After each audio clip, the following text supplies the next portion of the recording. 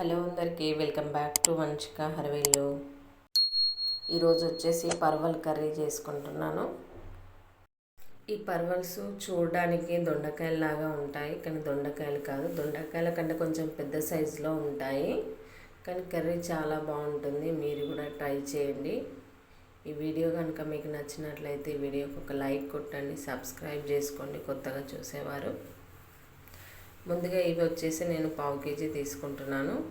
ఆ ఎడ్జెస్ని తీసేసి పైన కొంచెం పీల్ లాగా తీసేసుకున్న తర్వాత వీటిని వాష్ చేసుకొని కడుగుతున్నాను. అందులో సీడ్స్ అలాగానే ఉంచి కట్ చేసుకోవాలి. మరీ బాగా లావుగా కాకుండా కొంచెం సన్నగా కట్ చేసుకోవాలి.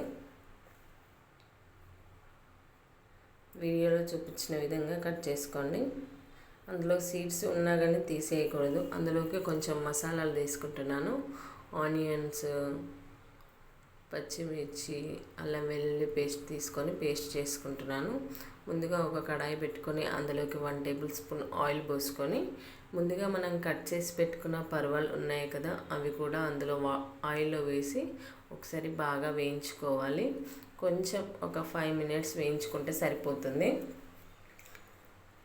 అవి కొంచెం మెత్తగా, మరీ మెత్తగా కాకుండా మరీ గట్టిగా కాకుండా కొంచెం మెత్తగా అయ్యేటట్టు చూసుకొని వేయించుకుంటే సరిపోతుంది. ఇప్పుడు కర్రీకి ఒక 2 టేబుల్ స్పూన్ల ఆయిల్ పోసుకొని అందులోకి 1 టేబుల్ స్పూన్ జీలకర్ర, ముందుగా మనం పేస్ట్ చేసి పెట్టుకున్న ఆనియన్స్, పచ్చిమిర్చి పేస్ట్ని కూడా అందులో వేసేసుకొని ఒకసారి బాగా మిక్స్ చేసుకోండి. అందులోకి ఒక రెమ్మ కరివేపాకు కూడా వేసుకుంటున్నాను. కరివేపాకు వేసుకున్న తర్వాత ఒక టేబుల్ స్పూన్ పసుపును కూడా వేసుకొని ఒకసారి బాగా కలుపుకోవాలి. ఒక 2-3 నిమిషాలు బాగా మగ్గించుకోవాలి. మగ్గించుకున్న తర్వాత అందులోకి 1 టేబుల్ స్పూన్ కారప్పొడి వేసుకుంటున్నాను.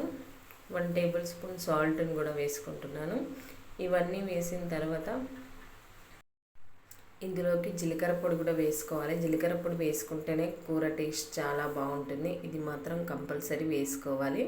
అది వేసుకున్న తర్వాత ఒకసారి బాగా కలుపుకొని ఒక 2 నిమిషాలు మగ్గించిన తర్వాత అందులోకి ఒక 1/2 గ్లాస్ వాటర్ వేసుకొని అది కూర బాగా మగ్గిన తర్వాత మూత పెట్టి ఒక 5 నిమిషాలు బాగా మగ్గించుకోవాలి. 5 నిమిషాల తర్వాత ఆయిల్ అంతా పైకి తేలేంత వరకు మగ్గించుకున్న తర్వాత మనం ముందుగా ఆయిల్లో వేయించుకున్న పుటల్స్ ఉన్నాయి కదా, అవి అందులో వేసేసి ఒకసారి బాగా మిక్స్ చేసుకోవాలి. అవన్నీ బాగా కలిపిన తర్వాత మళ్ళీ ఒక 2 నిమిషాలు మూత పెట్టి మళ్ళీ మగ్గించుకోవాలి. 2 నిమిషాల తర్వాత మళ్ళీ ఒకసారి మూత తీసి ఒకసారి బాగా కలుపుకొని స్టవ్ ఆఫ్ చేసే ముందు కొత్తిమీర వేసుకొని సర్వ్ చేసుకుంటే చాలా బాగుంటుంది. మళ్ళీ ఒక 2 నిమిషాలు కొత్తిమీర వేసిన తర్వాత ఒక 2 నిమిషాలు స్టవ్ ఆఫ్ చేయకుండా అలానే ఉంచి అందులోకి ధనియాల పొడిని కూడా వేసుకుంటున్నాను. 1 టేబుల్ స్పూను.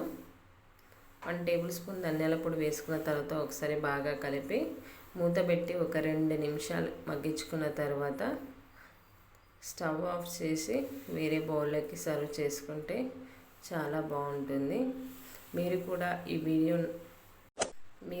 వీడియో నచ్చినట్లయితే లైక్ చేయండి, షేర్ చేయండి, సబ్స్క్రైబ్ చేసుకోండి వంచిక హర్వేలు. Thank you for watching.